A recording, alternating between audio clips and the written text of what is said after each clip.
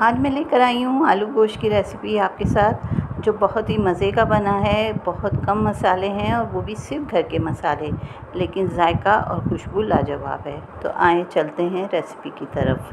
तो सबसे पहले हम 1 कप घी ले लेंगे और इसमें 2 छोटी प्याज या 1 बड़ी प्याज डाल के और इसको हल्का सा हम पिंक कर लेंगे। फिर हम इसमें डालेंगे साबुत गरम मसाला, जो कि मिक्स होगा। उसमें काली मिर्चें, लौंग, बड़ी इलायची, दालचीनी और ज़ीरा शामिल है। इसको हम हल्का सा इसके अंदर भून लेंगे मसाले में, गरम मसाले को, और फिर हम इसमें बकिया चीज़ों को डालेंगे। तो ये बहुत ही मज़े का बनेगा, लेकिन बहुत सादी सी रेसिपी है और बहुत ही जायके वाली है। फिर हम इसमें क्या डालते हैं वो आपको बताते हैं। ये तकरीबन 1 किलो बकरे का गोश्त है, जिसे हमने साफ़ करके रख लिया है। और अब देखें ये हल्की पिंक हो गई है प्याज। तो हम इसमें डाल देंगे 1.5 टेबल स्पून के करीब लहसुन अदरक का पेस्ट, और इसमें डालेंगे लाल मिर्चें 2 टेबल स्पून, धनिया पाउडर आधा टीस्पून और हल्दी पाउडर 1/4 टीस्पून।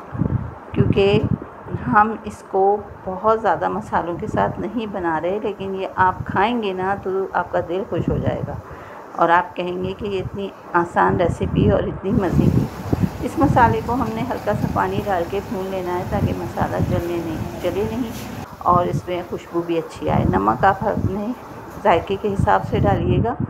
फिर हम इसमें डाल देंगे गोश्त को। मसाला हमारा अच्छी तरह भुन चुका है और इस गोश्त को भी हम अच्छी तरह भून के इसमें डाल देंगे पानी। तो ये पानी डाल देंगे और इसको गलने के लिए रख देंगे। जब ये अच्छी तरह से गल जाएगा तो फिर हम इसका बाकी का काम शुरू करेंगे। अभी हम इसको ढक के पकाते हैं गलने तक। अब ये तकरीबन गल गया है और पानी भी काफ़ी हद तक खुश्क हो गया है। तो इसमें मैंने 3 टमाटर डाल दिए हैं और ढक्कन वापस लगा दिया है, ताकि टमाटर नरम हो जाएं।